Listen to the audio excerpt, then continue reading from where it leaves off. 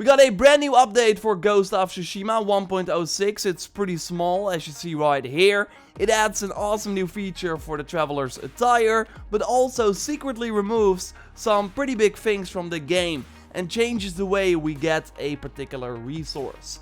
So let's run down everything you need to know in this video. A like would be super appreciated.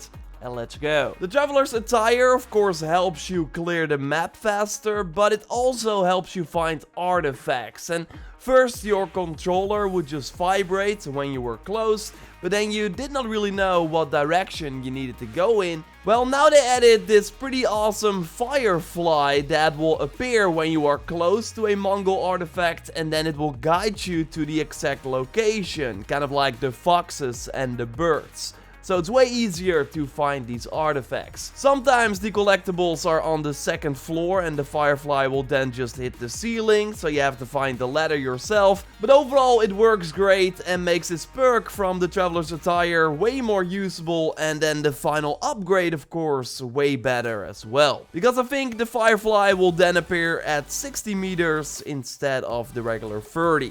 In the previous update, they added the large text accessibility option, and now Sucker Punch expanded on it with update 1.06.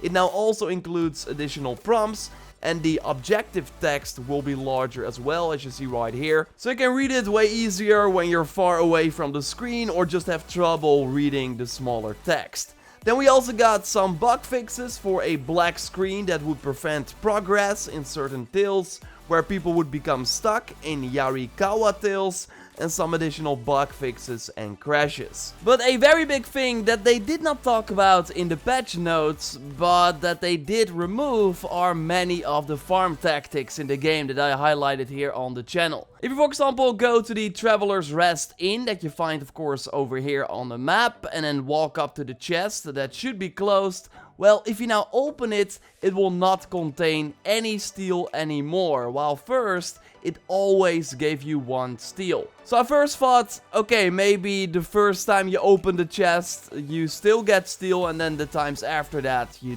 only get like supplies. But no, I tried it on a brand new save, went to this location, opened the chest, and it still only gave me supplies. Meaning that they basically removed steel as a reward from boxes in the game, or at least the ones that I checked. Because if you namely go to the box from the rushing water crossing, then you also only get some tools that you were missing and supplies, while first you would always get 1 steel. And only if you got a chest that still had a steel for you after installing this update, let me know in the comments down below. Like, I'm really curious if they just removed all the steel from these boxes altogether.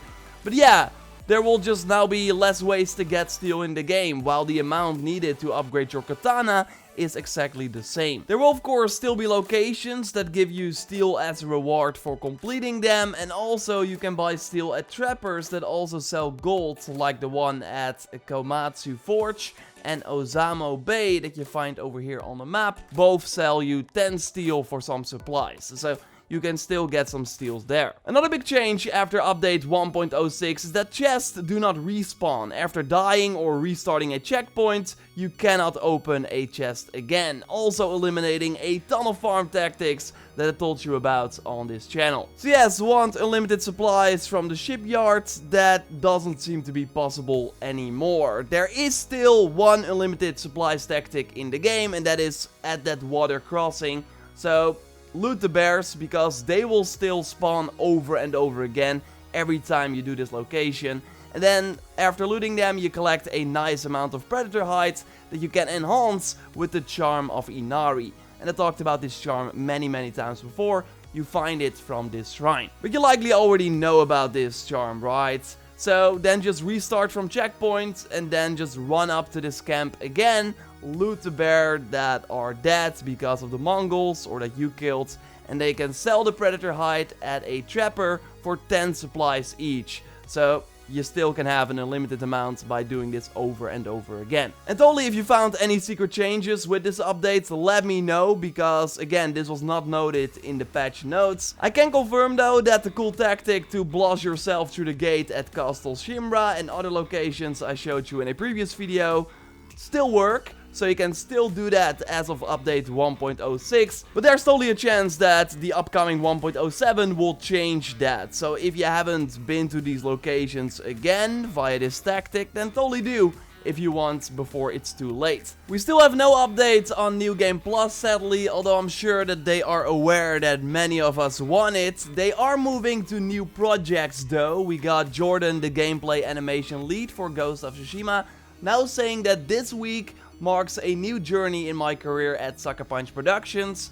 I'll be moving over to become the cinematic lead for future projects. So really curious what those projects are. I'm sure they also have a team still supporting the game, as we are seeing now with these updates. There is a state of play tonight at the time of this recording, and they are focusing on PS4 announcements. I hope we might see something for Ghost, like an update or anything. That would be awesome. Although they already said that PlayStation Studios would not be there. I will still be live reacting because I'm sure there will be some fun announcements, and you can find the countdown to that stream in the pinned comment. So you can already set a reminder, and I hope to see you there. Subscribe for way more on Ghost of Tsushima. A like on the video would really help me out. And at the end of every Ghost of Tsushima video, I want to highlight pictures that you send me via the input@JorRaptor.com email address, or by following me on Twitter @JorRaptor and using the Your of Tsushima hashtag.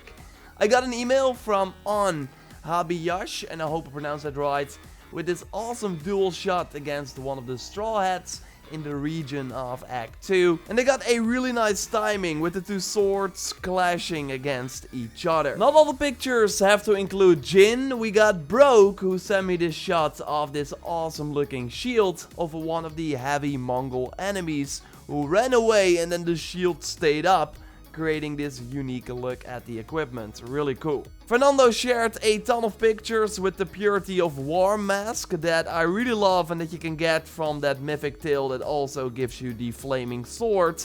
And well, that is also what this picture is about. We see Jin setting his sword ablaze, having the blindfolded headband on. Really awesome background as well. I love this shot. Okay, Jin is way too happy in this shot from Adam. Not sure how anyone can smile when he's likely freezing, but I'll take it. And this one is awesome from Sammy. I love the mystery, the wandering samurai looking at the Mongol fleets. The light is perfect, really nicely done.